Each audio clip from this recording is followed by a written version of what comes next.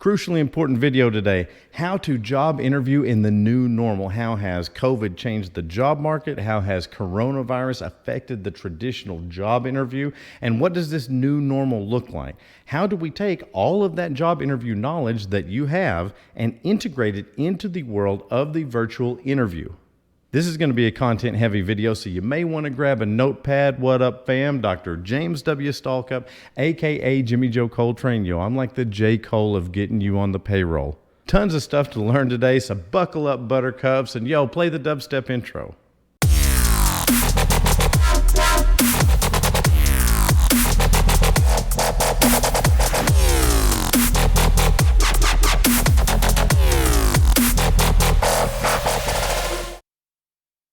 Okay, so critical video. I've got a much longer explanation of this on my blog, stoicstalkup.com. But today I want to cover the high points. So if you just have a few minutes to watch a video, we're able to go through the actual itemized list of how the job interview in the new normal is going to work. So, if you're looking for a job right now, you're going to have to adapt to the changes that COVID has caused in the job interview market. Also, in my lifetime, this is probably the most significant event ever to affect the job market itself, which is going to change the way competition works. I don't like a lot of delays in this video, so let's go ahead and get started. So first off, you have lost 80% of your interpersonal power because now the interviews are virtual. See, the new normal job interview is virtual. Now, there may still be some in-person interviews, but at least the initial rounds, which are some of the most crucial, are going to be done virtually. So if you are proficient in interpersonal power, if you have a great ability to make a first impression by walking up, doing a good handshake, top-notch nonverbals, all of the things that gives you that sort of interpersonal, nonverbal, and first impression power, a lot of that is gone. So when I say that the job interview in the new normal means that the interpersonal power is gone, it's not really gone. It's just replaced by other things. So now a great handshake has been replaced by good lighting. The way your shoes look has been replaced by good audio because they can't see your shoes anymore. And we've got to adapt to this, okay? There's a famous quote, you can ignore reality, but you can't ignore the consequences of ignoring reality. So now a lot of your first impression is based on your actual ability to join a meeting, to fail over from a virtual meeting to phone, and how your virtual job interview set is constructed, how it's set up, how does your background look, how do all these things come together. So when you look at this, there's two things that may have happened. Number one, you may say, oh my gosh, I've been on this job interview journey and I've studied so hard how to do a good job interview, and now it's all virtual and I've lost all this stuff. Or you may be saying, whew, glad I didn't put all that effort into learning the traditional job interview when now it's virtual. The fact is, if you want to be competitive in this job market, you're going to have to learn both of them. You're going to have to learn both sides of it, how to do the in-person and how to do the virtual. Now, let me say, there are a lot of very high positions that are being hired 100% virtual with no in-person work. Good for them. I say good for them. That's good if they can do that. But there's a lot more in the new normal that are going to require you to show up in person for that job interview.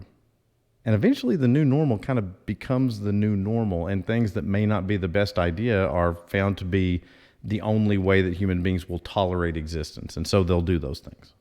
People ain't going to miss out on SEC football. It's just a fact. They're not going to.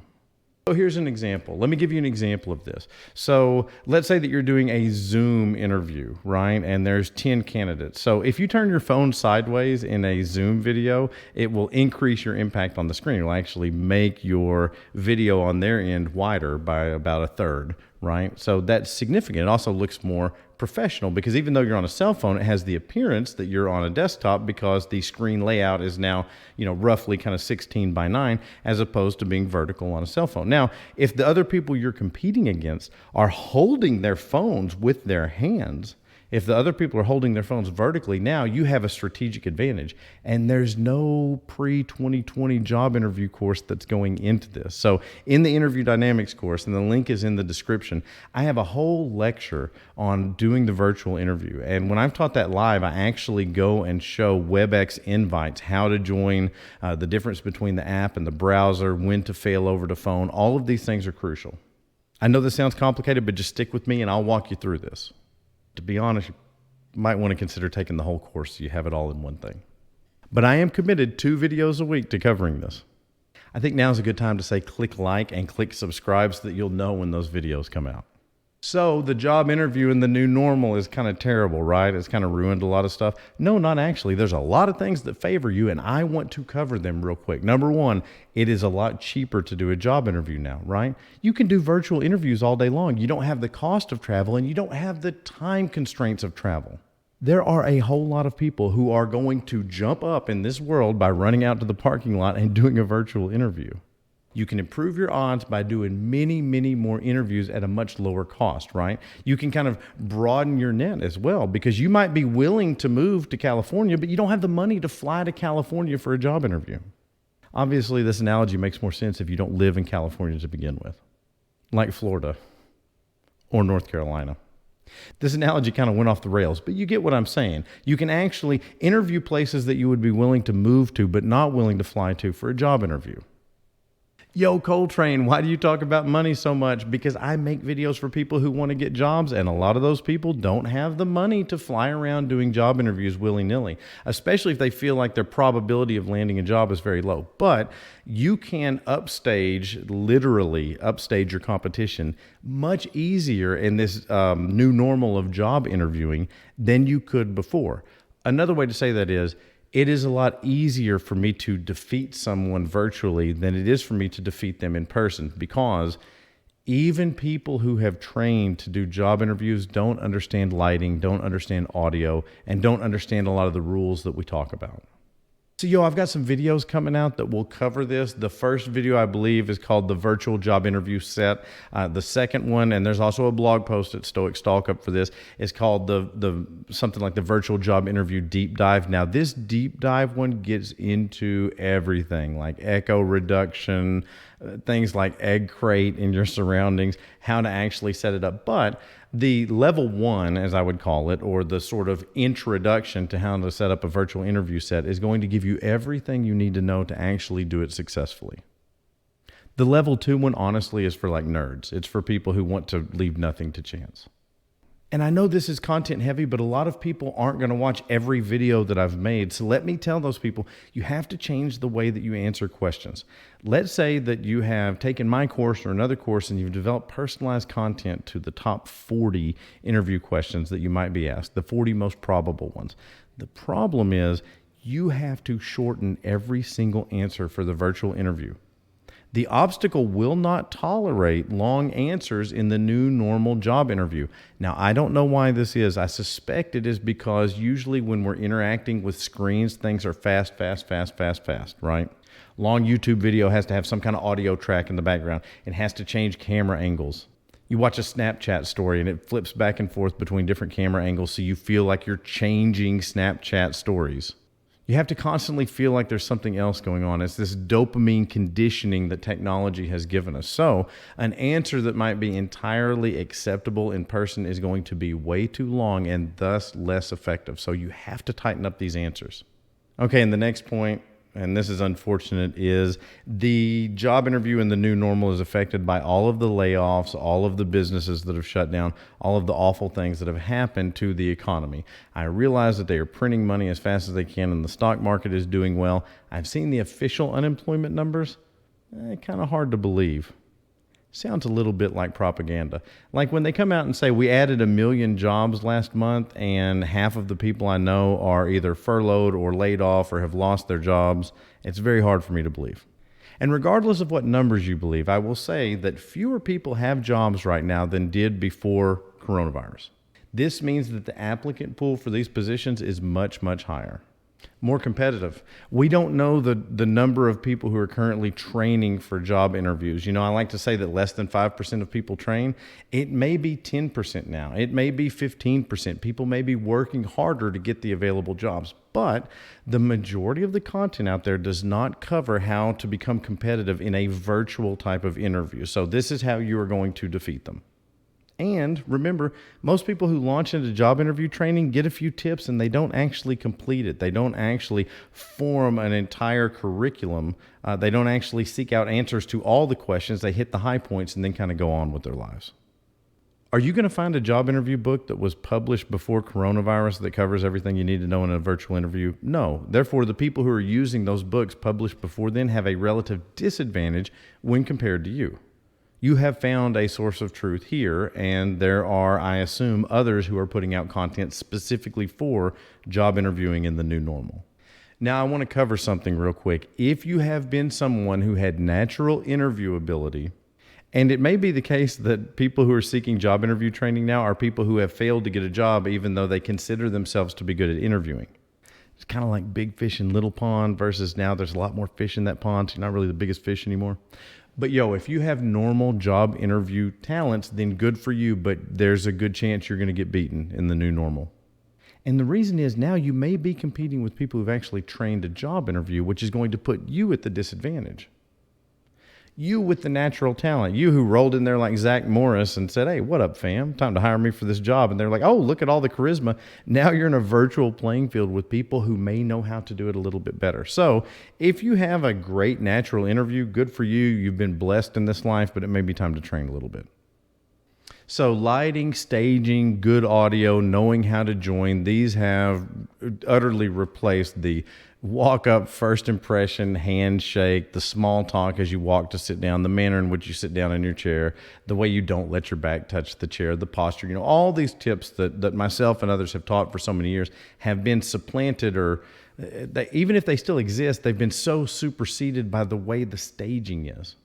Let me say this, being able to fail over the phone is extremely important. I'm going to talk about doing that. I want to leave you with this. There's a lot of people that when they fail to connect to a video meeting and have to call in by phone, they have a lot of anxiety about this. I want to just say, and this is kind of the last point I'm going to cover, I professionally, I'm a chief medical informatics officer, right? I'm a physician who literally applies computer technology to healthcare. And I do calls all day long with some of the biggest, most advanced, most money-making professional software and hardware companies in America, and very frequently they have to join by phone. And somebody who works in one of the largest computing companies around is having to join meetings by phone. Nobody's going to think bad of you if you have to join by phone. Now, I don't want you joining by phone because I want to teach you how to have the ultimate stage, and I want that to be your power. But we have to have a backup plan. We're not going to sacrifice an interview just because Microsoft Teams is not compatible with Internet Explorer or whatever it is that's causing it. Okay, so we got some good comments that came in last time. I want to go ahead and address these. Remember, if you leave a comment on the video, I will do my best to address it in the next video. So first off, Max Avery says, hands down the best skill to train on for sure. I have seen lots of extremely qualified folks struggle for a position because they perpetually go into an interview unsure of what to say and how to say it. Anyone looking for a better job needs to do your course. Shout out to Max Avery. Thank you for the recommendation. And I'm going to give you this example. So, he notes that people who are qualified may go in and not know what to say. It's the stress of the situation. So I worked with a radiologist who was a brilliant young radiologist, a wonderful guy, great teacher. And this radiologist was telling me about his oral radiology boards. You would go in with a whole lot of radiologists and they'd put x-rays up and quiz you on the x-rays and CAT scans and MRIs, and they'd quiz you and you had to, demonstrate your knowledge to them. Very stressful circumstances, you can imagine. And so they put up an x-ray of a pelvis and leg bone, right? And so he starts going into this sort of very esoteric description of all the different anatomical variants that can happen in the bones of the pelvis and everything. And they say, is that all you see? Is that all you see? And then towards the end, right before they're going to take the x-ray down, he looks up and realizes that the leg bone is broken. You're the best radiologist around. You don't know that the leg bone is broken? He didn't see it. In times of stress, we're not able to live up to our full potential. And this is why I never want anybody going in there and freestyling. I don't want anybody going in there and delivering sort of, off the top of the head content. In some interviews, you have to. But if you have a preformed answer to 90% of the questions that are going to be asked, we can minimize that in your job interview. So good point, Max Avery. Okay, Jason Lofton. You need to do some of these to help us solo practice guys who hire and fire, but mainly hire. Good for you. You're mainly hiring. Be better interviewers, all caps. Should I read that loud? Interviewers. Sometimes I wonder why I didn't pay more attention to the How to Be a Good Doctor HR Person class. Okay, so Jason Lofton is a doctor, and he's talking about he is actually doing the hiring, and he feels like that I should make some content to help the interviewer. Jason Lofton, this is a wonderful, wonderful point you are making. I've talked with people in some large companies who like the videos, like the content, like the blog, and feel like this would be beneficial for their hiring managers. The issue is I can't do it. I can't do it. As a practicing doctor myself, I only have the bandwidth to be able to cover one side of the coin. You got two sides to this coin. The side of the coin that is, how do you perform an interview? And the side of the coin that is, how do I get a job? And I have chosen to look at the side of the coin and help people get the job rather than help the hiring managers go through the process of interviewing. And let me say, you may have seen some of my other content. I'm not crazy about job interviews. I don't know that job interviews should exist. I do think that they facilitate ageism. I think that they facilitate sexism. And I think they facilitate racism.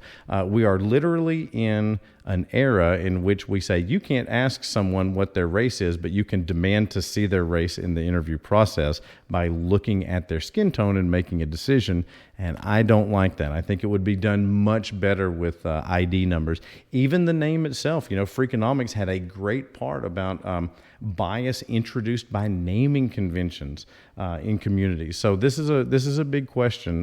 I like being on the side of the little guy trying to get the job. I like helping the underdog go up there and punch above their weight class and outcompete people who otherwise they wouldn't have been able to outcompete. But if I had the bandwidth, I would love to do that. I would love to walk into an auditorium full of people who conduct job interviews and say, yo, y'all quit being stupid and asking women if they have kids. Y'all quit asking these illegal questions. Quit saying, why aren't you earning more at this age? Because it's hurtful and it's emotionally manipulative. So that's the part I would like. I would like to get to go in there and kind of be a little bit punitive to the people who have shown so much kind of stupidity in job interviewing. But great comment. Keep these comments coming. They really, I think they make the interviews a little bit richer and probably give a little bit better dialogue with the people who are watching it.